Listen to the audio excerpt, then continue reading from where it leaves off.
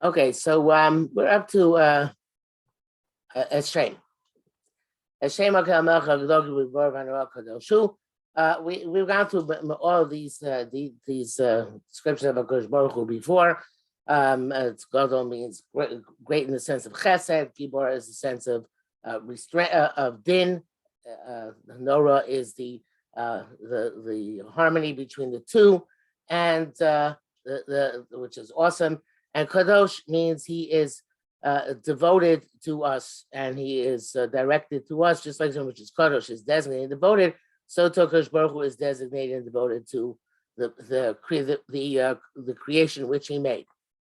So obviously that's one interpretation. The interpretation Kadosh could mean that he is so high and above, and that's what actually is what the Eitz Yosef says over here. His awe and his the fear of him are revealed to everybody, and yet he is distinct in his essence from this world. You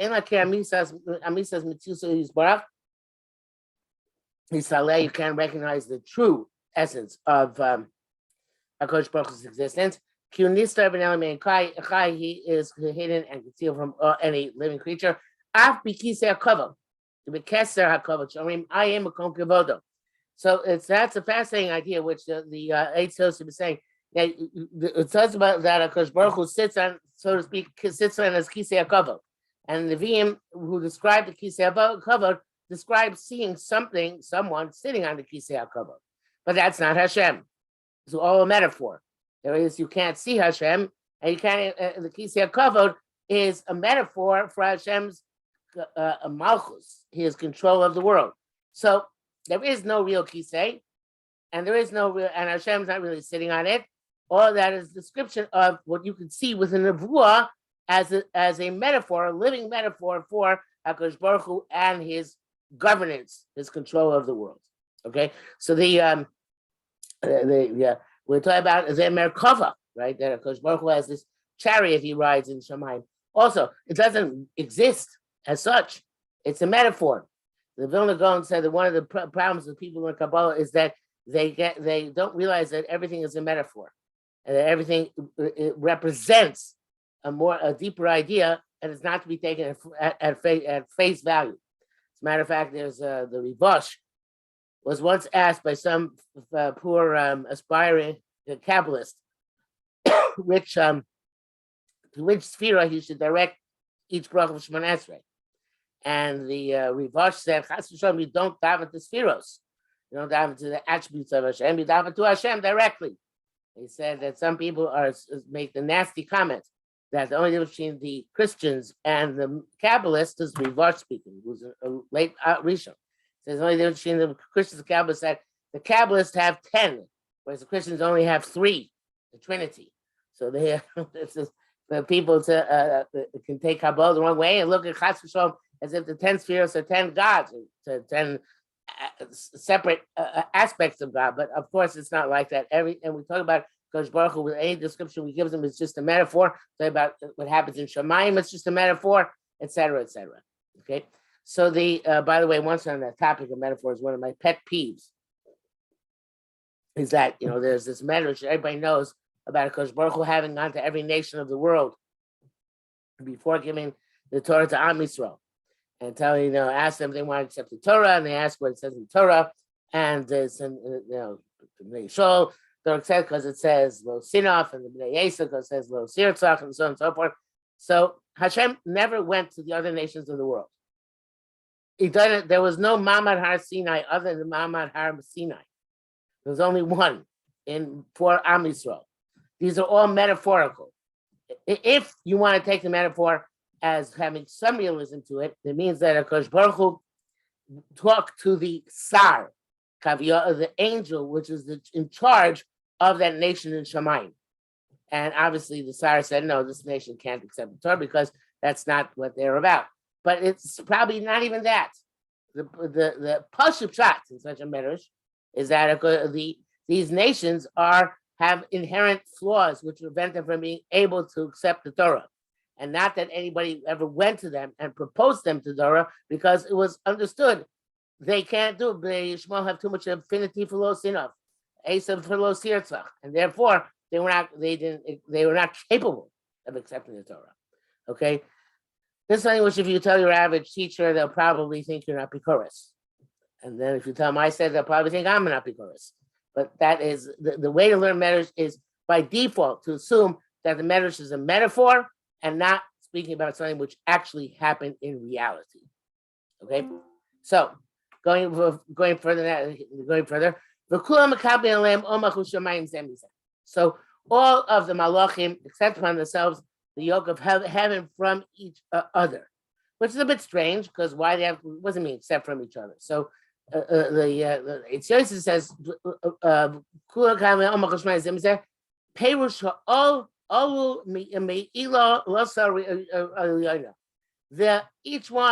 each malach lower down has a malach which causes him, so to speak.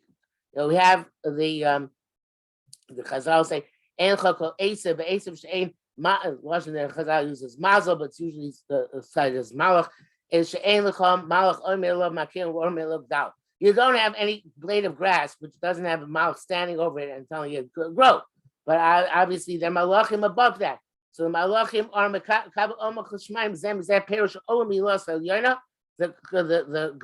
one the effect malach from the cause malach. And nosim Reshus says the greater malachim give permission to the lower malachim. With Siddur Sfard and which makes it much better because that way it's not redundant, right? The way we have it in front of us,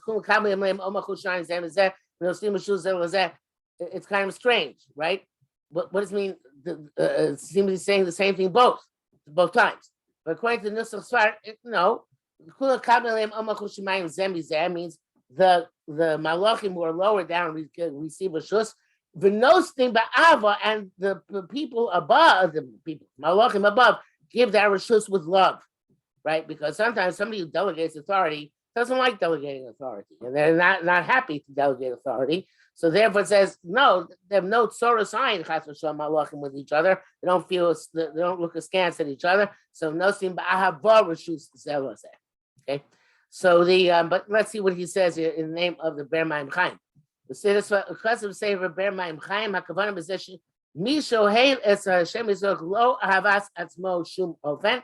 Ber Maim Chaim was one of the early Chassidim. He was the grandson of the Baal Shem Tov, and he writes that somebody who loves Hashem, assume it's the same one, not and completely, and not himself at all.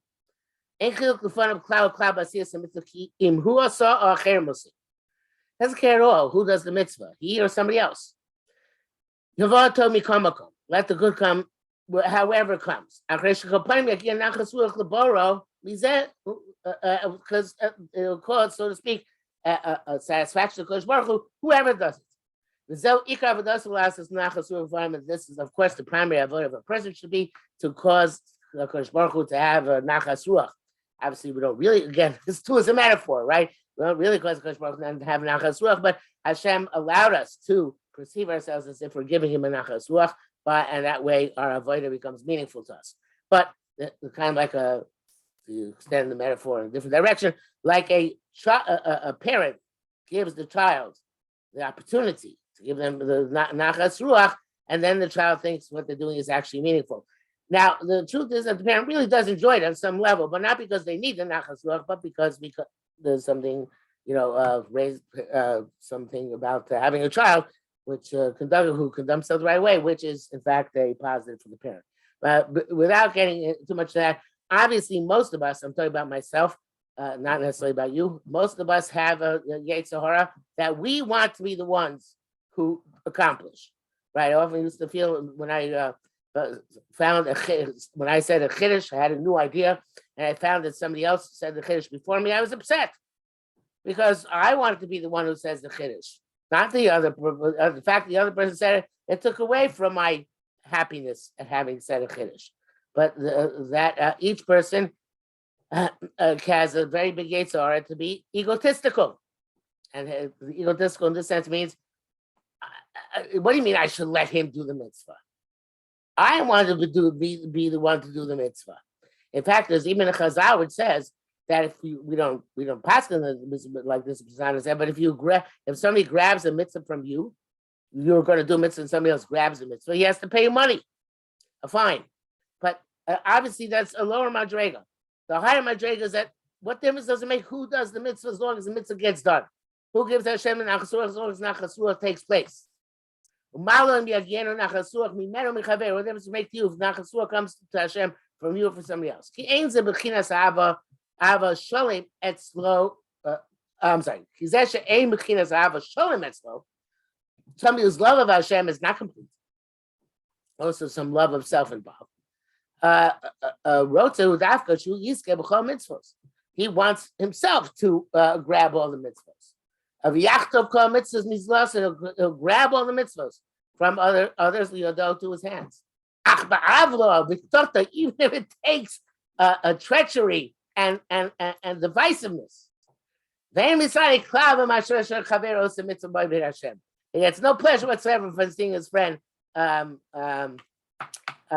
HaKadosh Baruch Hu, right, and doing mitzvahs. What do you mean? I don't want anybody else to be Hashem. I want to be the one who be Hashem. To be the only one in God's eyes. To find favor in God's eyes over his friend. So therefore he tries to make all the mitzvahs come to his hand. Nobody else do anything else except him. That's not true love of HaKadosh Baruch Hu. I'm not sure. It's hard to. You could translate it differently. You can say that's not true love. It probably means it's not true love of Hashem. Because take a look at the next line. Somebody truly loves their creator. He wants there to be an achasur to HaKadosh Baruch Hu. And won't grab the mitzvah from somebody else. Love cloud doesn't make any difference to him. He does it, somebody else does it. Regardless, it's still going to be nachasuach to Hashem. Malachim don't have jealousy or hatred. None of them wants to be greater than their friend, even in God's eyes. Never gave Reshus to each other with great love. To sanctify Kedosh Baruch Hu. The entire sentence says there should be pleasure to Kedosh Baruch Hu. So it doesn't matter if he does it or somebody else does it. And it says, Reshus Zeh LaZeh, you can say it's implicit in Reshus LaZeh that they're giving Reshus Ba'ava. So it's a beautiful Ber Mayim Chaim, and it's very true, and it's very unfortunate because most people, indeed, human beings, don't have that sense of, yeah, whoever does it, it's great. There's a sense of competition. By the way, years ago, I heard I think he says the Ian Field says something similar, but he gives a medrash, which we'll see in a minute.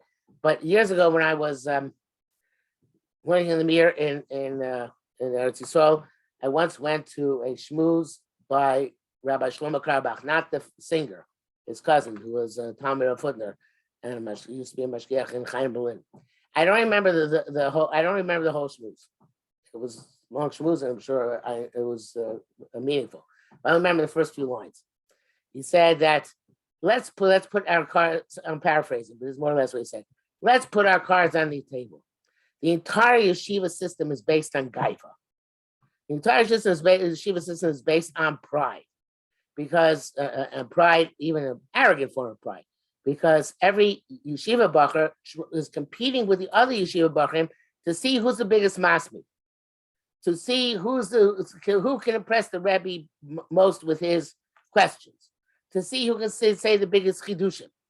So the entire system is based on competition and on ego. And obviously, the rest of the shmooze, which I don't remember, was what do we do with this problem? How do we transcend this and grow up beyond this type of motivation? But that is, of course, the mitoch shelo lishma, which most of our education system is built. This is true certainly in the secular world as well, secular education for sure, that the entire system is based on competition. Who's going to succeed? That's why me personally, I'm against all, I get into trouble when I say this sometimes, but I'm against all forms of competitive sports in yeshivas. So they have this concept, the yeshiva league, and I think it's a terrible thing because we don't want competition is antithetical to what we're trying to promote as values among our students. But that's the way the system is structured, and it's not a good thing. So the idea of that we're saying by the Malachim is because they have no kino, no tachlis, they have no jealousy, they have no competition. They can be noticing by Reshus Zeh LaZeh. They can give with love to each other the permission to praise the Kodesh Baruch Hu, and it doesn't matter who actually does the praising. Okay, so let's see the Yom Tefillah here. It says, "V'nos Reshus Zeh LaZeh k'moshe amru b'avos Rabbi Nosson perek Beis b'shalosh b'oscha PM from him shir." When the Malachim open their mouths and say the praise to Kodesh Baruch Hu, Zomel Chaveiro, each one says, friend, Patach Ata, you start. Shato Galam Many. You go first.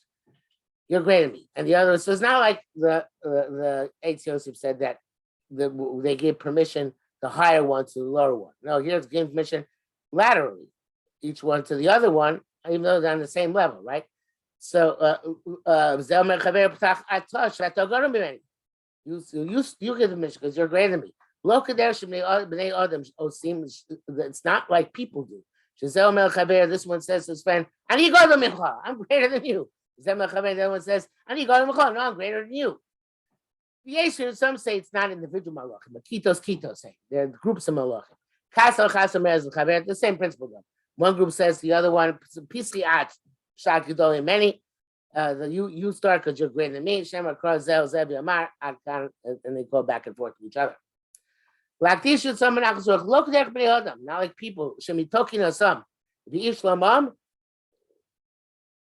on account of their jealousy and their lack of peace. Each one wants to take precedence over his friend. So and pass him. We talk Ivoldu b'neim Proos u'Bilbul. On our account, there always are disturbances and confusion among human beings. And there's no governance and order in all their deeds. This even leads sometimes to a tragedy. Like a rabbi said, you're a mayor, Meir said, I'm still standing at Yam Suf. The Shvatim were fighting with each other. This one said, I want to go first. The other said, I want to go first. What happens? Kavkat Shifto shel Binyamin. V'yorev Layam Tchila. Okay, Shevet Binyamin jumped first. V'ayu Sarei Yehuda Rogmimosam. And the officials of Shevet Yehuda were stoning Shevet Binyamin for having gone first. So it's just, if I don't go first, it's not worth it. V'yuma Maaseh Shushnei Ratzeh Shavim. The story, a very disturbing story in the Gemara.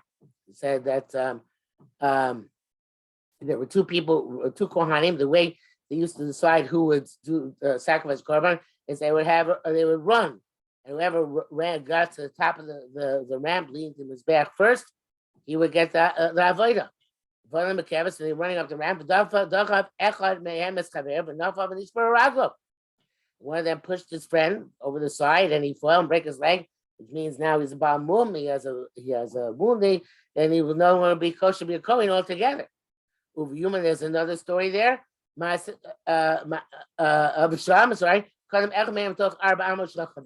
one of them got ahead within 4 amos of the top of his back, Natal Sakin the Takalo Belibo.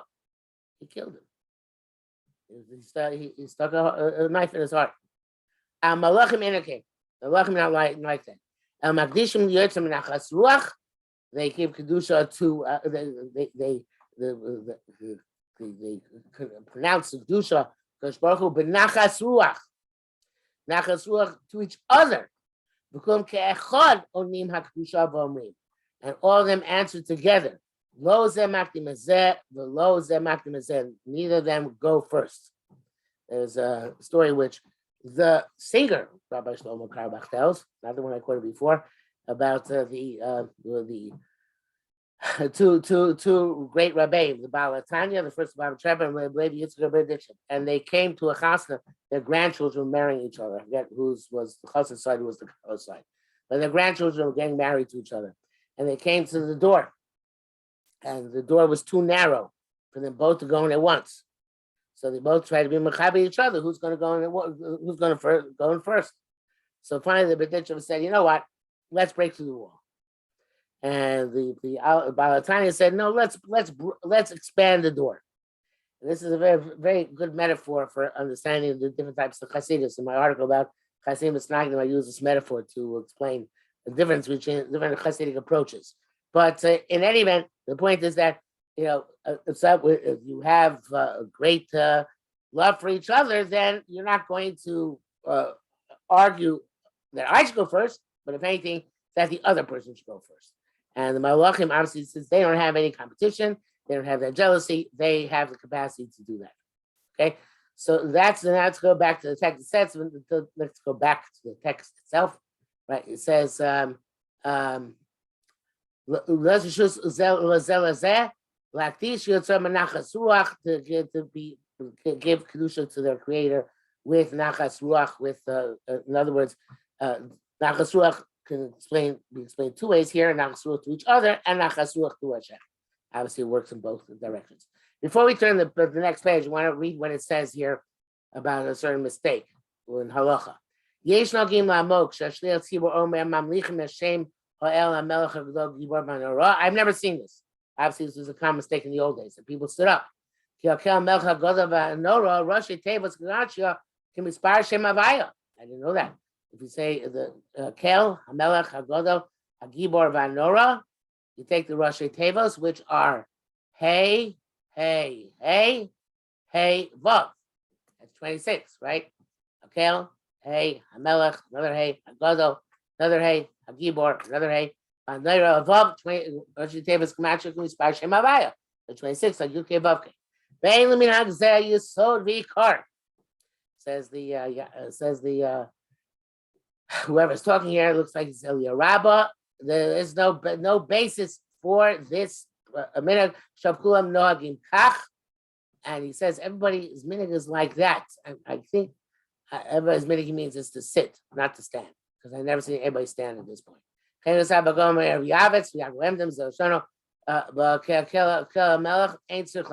understand. It was the actual Kedoshah, then you have to stand. That's when you change Manesrei. When you answer Kedoshah, you have to actually be standing. But there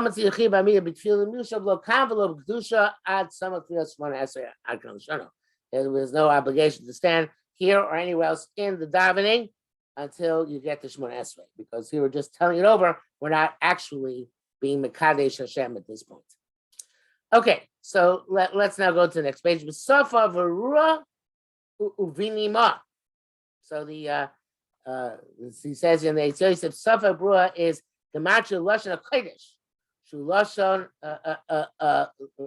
Lashon Hamavura Mureres. Malachim speak Hebrew, which is the most clarified language. And therefore it's called Safa Verua. I don't think that's Pashut Pshat. I think that the Pashut Pshat is that Safa Verua means they say it in a way which which has great clarity.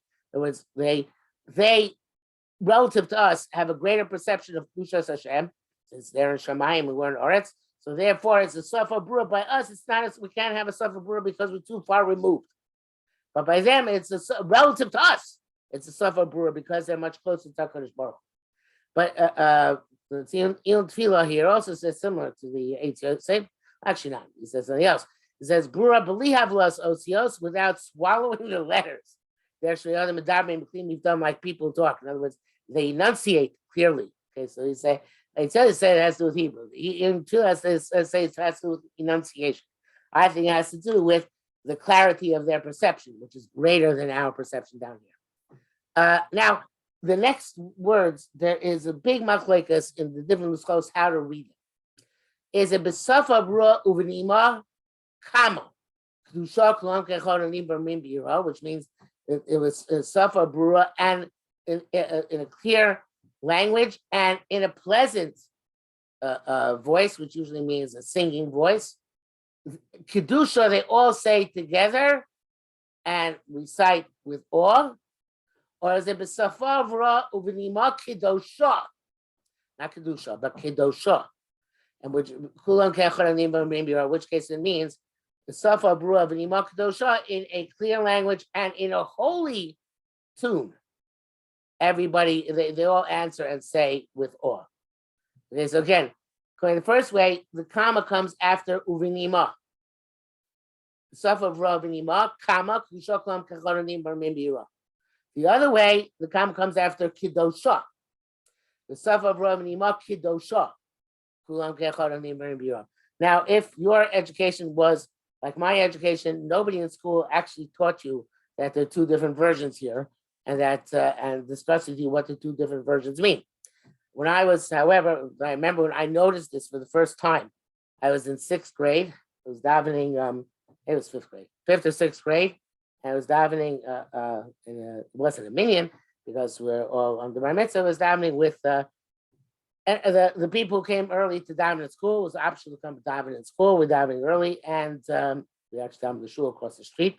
And I noticed that the siddur I was using, which was the Birnbaum siddur, was different than the siddur we usually used in school, which at the time was the siddur brachos valdos. They don't usually use it anymore, but it doesn't matter. In that Birnbaum siddur, it said "B'safa brua v'nima Kedoshah." I was used to saying "B'safa brua v'nima Kedoshah." And I asked why the siddur is different. And the Rebbe answered, he said that the editor of that siddur, Mr. Birnbaum, took liberties in the text which were not appropriate. And what do you mean by that? In Nusach Ari, it does say, B'safa brua v'nima Kedoshah. But Mr. Birnbaum had taken that phrasing and put it into Nusach Ashkenaz. And Nusach Ashkenaz has b'safa brua v'nima Kedoshah k'lam kechad anim b'mim b'yira.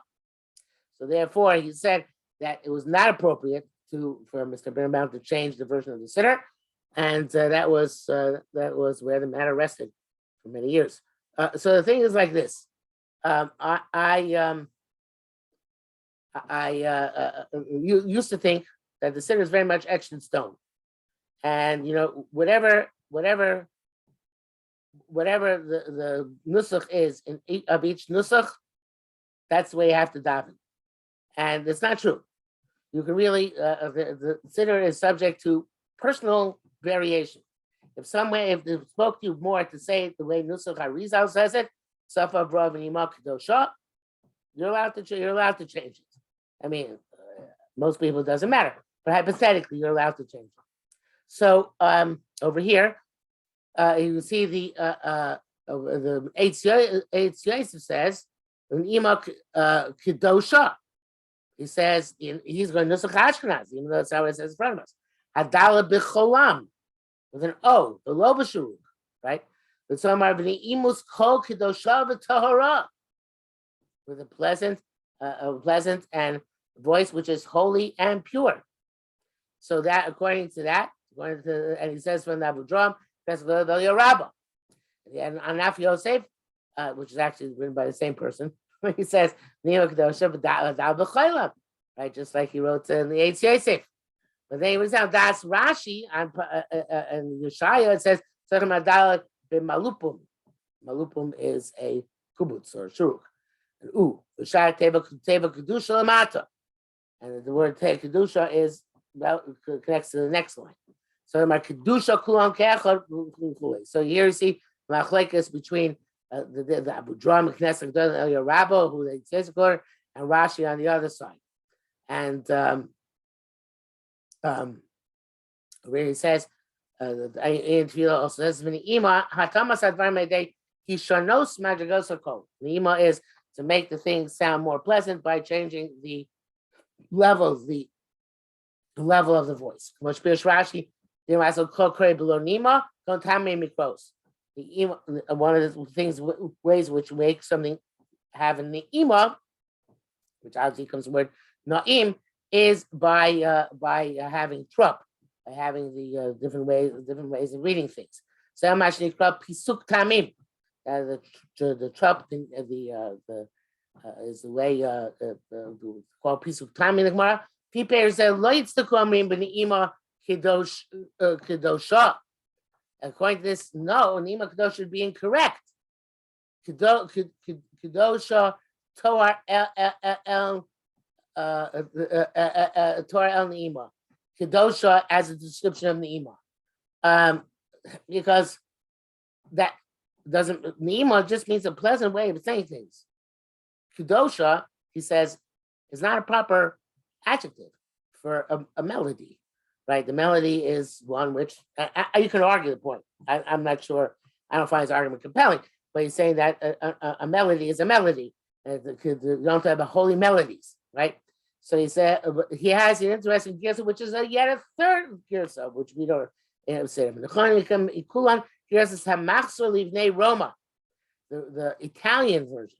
The girsa is not true noiga, the kamuva tiny rabasi simadalid binima uvikdusha. So they say binima, they give the praise of Kodesh Baruch Hu with pleasantness and or with melody, pleasant melody, and with holiness. So the name examiner, so those that say the other way, like Rashi. You see, again, like I said before, the Siddur is not etched in stone. We always think of the Siddur as being there's this nusach and that nusach, and that's you have to abide by that nusach and not deviate. But in fact, it's much more up in the air because, and the reason why that is so is because Tefillah is serving Kodesh Baruch Hu with emotion. So to a certain extent, what speaks to emotionally is very important to us. And therefore, theoretically, this would make a major difference in emotion to somebody. So then they really should pick a nusach which speaks to them appropriately. Okay, so he says, so it says here, either way, or b'safav v'nima kedoshah.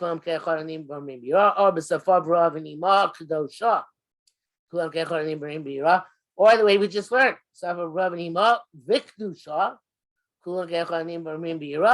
and then we get to kadosh, kadosh, kadosh. So in the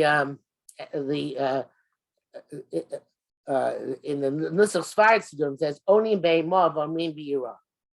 It's two phrases. Onim Be'ima is they respond with fear, and Onim B'Yira they say with fear. But Ema is much more powerful than Yira. So evidently that when they respond to other Malachim, so they are in awe not just of the of Kodesh Baruch Hu, but evidently of the other Malachim. It's not clear, but why Ema Yira would be said differently here. But they are onim to the other Malachim, and they say on their own also onim v'omrim b'yira. So actually, no matter if you even don't say dam nusach sfard, you should say safav v'amnima kedushah kolon kerad onim kama v'omrim b'yira. Okay, so they respond to the other malachim, and then they say in awe, right? Okay, so in other words, the other malach says, so to speak, malach A says malach B, go ahead, and malach B says, okay, and then malach B goes ahead and praises. That's the onim v'omrim b'yira. And you say kadosh, kadosh, kadosh, Hashem tzvakos mecharetz kibada. Of course, it's a very, very important, fundamental and important pasuk to understand. So let's start with the Dover Shalom, and maybe next week we'll go on to the other Perushim next week. Kadosh, Av Shu Yisbarach Kadosh Umuvdal Umufla Me'olam HaShafel. Even though Kadosh Baruch Hu is separate and well beyond this low world, K'mo Chen Hu Kadosh Umufla Me'olam HaGalgalim. He's also separate and well beyond outer space. Really, the world of Galgalim is the world of constellations. And he's removed and separated from even the spiritual worlds, which are beyond outer space. But so that's three kadoshas, right? He's kadosh from this beyond this world, Olam HaShafel. He's kadosh beyond the world of the stars, and it's kadosh beyond the spiritual world. All those are much lower than he is, And of course, there is no sheer to how high he is because he's infinite.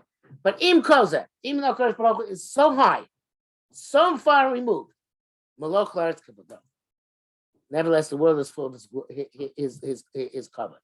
In other words, we're saying here it's expressing the paradox, which is intrinsic in the Bria, that Kodesh Baruch Hu created a world in which he is very far distant from all of us because we're physical, we're material, even spiritual. Kodesh Baruch Hu is none of that. He's above and beyond everything. But at the same time, Malach Laretz Kavodo, wherever you look, you see Kavod Hashem, the honor of Hashem. Even though in his essence he is holy and hidden, nevertheless, in terms of his activities, the whole world is full of the honor of Hashem's activities, and what Hashem acts and what Hashem activates in this world. So if you recall, that I say the song Hashem is here, Hashem is there, Hashem is truly everywhere is apikarsus, because it's because that's it ignores the first part of the statement, which is Hashem himself is beyond where, right? Is even beyond the where of the highest worlds of the Olam HaElyon. If they would say in the song Hashem's covet is here, Hashem's covet is there, Hashem's covet is truly everywhere, that's true. Because as we see that, because the honor of Hashem, which we can tell in the Bria, and the wonders of Kodesh Baruch Hu in the Bria, that's true wherever you go. Okay, we'll stop here for this evening. Thank you. Thank you. Have a good